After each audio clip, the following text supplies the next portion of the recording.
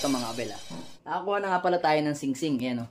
Singsing ng BBC. Yan, south. Yan o. Meron silang inner. Yan o. Pag tinaas yung singsing, meron tayong inner dyan. Ayan, kitang-kita nyo mga abel. Yan. Then, meron tayong nakakombine na isang maliit ang nakalagay HBC. Ayan, HBC yan mga abel. So, ngayon, ang kinuha ko is 7. 7 ganito, 2, 4, 6. Bali, naikabit na natin yung isa. Then, ito, 5. Yun. Naikabit na nga natin yung isa doon sa isang pasobra natin sa Johnson President na may pasok na dilemma. Yan. Yan yung kinuha natin. Pero, kukuha pa tayo dito sa kabila ng PUF. Mga 6 o 7 rin lang yun mga abel. Yan. Then, punta nga tayo dito sa ating loop natin. Kasi kainitan tapat. Ayan, no? 1:30 na pala. Oh, wag ka dyan sa initan, anak. Doon ka. Doon ka.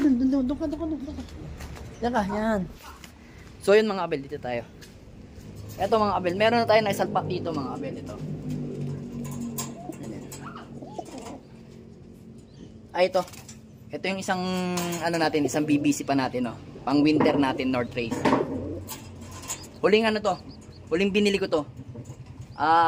Kabibili ko lang nito nung, kung hindi ako nagkakamali, Webes ata binili ko. Then eto, yun. Ito nga yung nasingsingan natin, dalawa. Yan. Dalawang singsing. Ito yung lahi ni Johnson President sa Dilemma mga kabig. Kitang-kita nyo. Yan. Aray. Ang tapang. Ang tapang mo naman. Violente ka. Then dito, yung anak naman to ni Peter B. Ayan. Ito si Peter B. Ayan. Anak ni Peter B. At anak ni Victoria. Ayan. So ito nga. Napakatapang lang din ito. Ginawa muna natin sitter sila. Kasi hindi natin sila gagamitin sa sa breeding ng south. Aray ko, napakatapang aray ko. Ayan o, mga abel, kita nyo. Kita nyo, abel, ganda. Ayan mga abel, kita nyo, ang ganda o. Ganda, white flight o. May puti sa pakpak, ang ganda o. Kanino kayo nagmana to? Kasi to, wala naman tong puti eh. Ayan o, walang puti si Peter B. So possible dito yan kay Victoria. Yan, kita nyo si Victoria oh. Yan yung Victoria natin. Ay oo, tama. Ang kapatid nito, teka lang. Kapatid nito is eto, mga abel. Kunin muna natin, dalhin natin dito. Hindi naman magagalit yun. Mga ibon natin. Yan. Ano yun? Ayan yung isa. Ayan, anak ni Victoria at saka ni Peter B. Pero wala siyang puti sa pakpak. Then ito yung may puti sa pakpak. Ayan o, kita nyo. Yan yung anak ni Peter B at saka ni Victoria. Ganda, naka-NH, ano to? MPFL, PUF yan. Ganda nyan. Tingnan natin kung pasok sa off color yung kulay ng pakpak niya mga abel. Ano nga yan, may buluto nga pero tapos na. Yan. Then dito tayo. Sayos, huwag kang makulit. Huwag mong kunin yung ating lock muna dyan. Yan. Oh. Birdie oh. Wow. Oh, yan. Ayos ka. Yan. So, ito nga. Ang alam ko dito, ilalagay natin is commercial ring na lang mga abel. Kasi wala na tayong singsing ng pang north. North kasi ito eh. Hindi natin siya gagamitin sa south mga abel. Pero, kung hindi ako mademonyo, malalaban natin to ng south mga abel. South ng BBC o kaya PUF, all bird. Pero mas maganda sa BBC, malaki yung kanilang all bird category. Hawakan muna natin at dyan, lagyan natin. Tapang oh. Tapang ni Campus. Aray. Yan, dito naman mga kabel yan. Yan. Ito, ang dugong itlog na pinisa nito is ito. Si Maselan, ayan. Peter Maselan na kak, ayan. Ayan Peter Maselan natin na kak.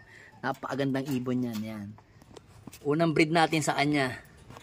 Ay, pangalawa na pala, second clutch na pala. Yan ang asawa niyan is ito. Ayan.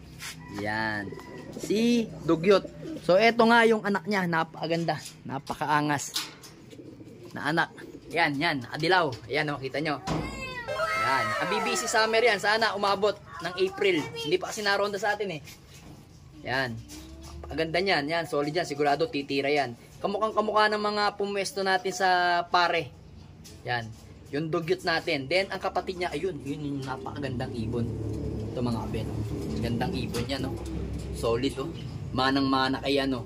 Ito, nakuha yung angas niya na tindig kay Peter B. Ah, Peter Maselan. Pero yung kulay niya sa nanay niya na dugyot, oh. Pero napakilap. Nakabel. Ayan, oh. Young bird yan ng ano, young bird yan ng pare na nako-combine sa kapalit. Yan. So sana magbigay siya ng magandang laban sa atin. Meron pa yan eh. Meron pa tayong isa. Ito isa. Yan yung isa, yan. Yan yung isa nating pwedeng pang off color. Naalaban din yan sa pare sa at naka-combine sa kapalit. Yan. Dalawa lang yung naalaban natin sa kapalit.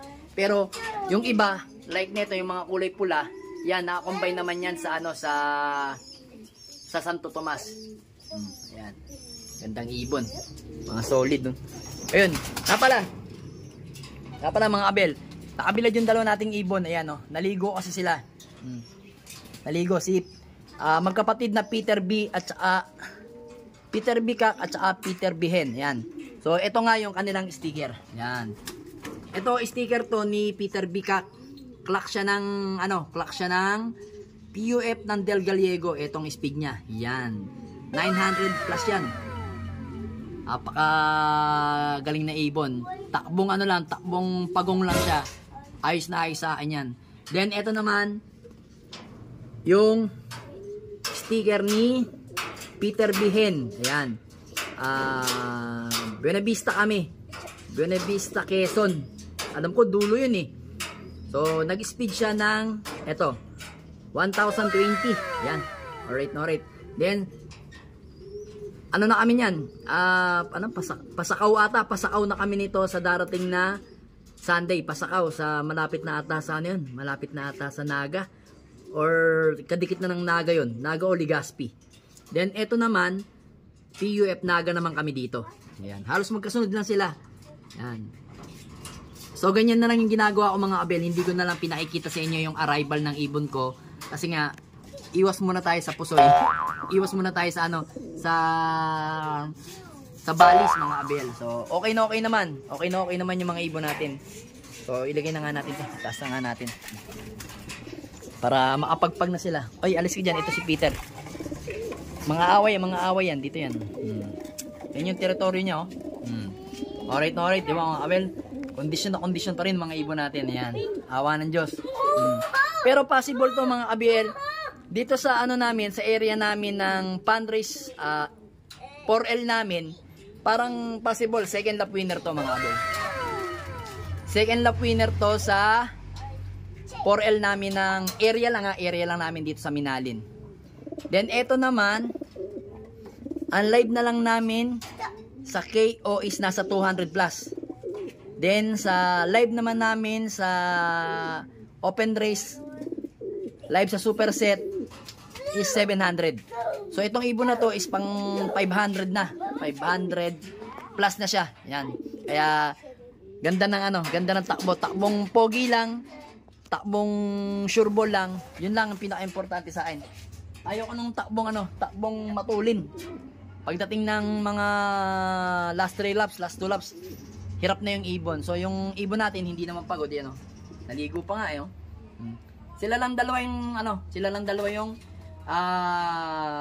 inilaban natin ng South kasi nga wala tayong masyadong ibon. So, meron tayong ilalaban dito. Ay, meron pala junior, ayan. BBC Junior. Ito yung nakakuha natin ng 10 place, yan.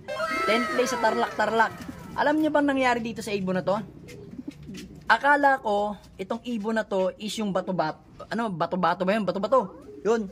Dumapo doon sa likod. Sa likod bahay namin. Ito mga abel. Sa likod bahay namin. Doon. Halika. Hindi natin kita yung... Doon sa kabilang bubong na yun. Sa kabila. Doon sa may ano yun. Doon sa may puno na yun. Sa likod doon. May bubong. Doon bumaba. Nandun ako nag-aabang. So ngayon, sabi ko, parang ano yun. Parang may bumabang bato-bato doon. Hindi ko alam na ibon ko pala yun na may nababa doon. Ngayon, ginawa ko, Kasi nga, may ano ko, yan, pito ko. Sinipulan ko. Pag sipol ko, yun nanggaling doon, pababa na dito sa landing board. So ngayon, sayang yun kasi nakita ko solo siya. Yung number 10 na lang siya sa klaing mga kabel. Kaya sayang. Bawi na lang tayo sa susunod. Wala namang problema yung mga kabel. Marami pa naman susunod na karera. Ayan. Yan yung Johnson President natin at saka Dilema. Binu-viewing na natin to. Ayun, nalaglag pa yung isa. Nalaglag pa yung isa. Yan, binu-viewing natin to para maging ano na sila, batcher na sila dito sa ating loop. Yan. So yun, ang kasama nitong tinitraining natin si Dugyot is, asa na yun? Asa na yung itim?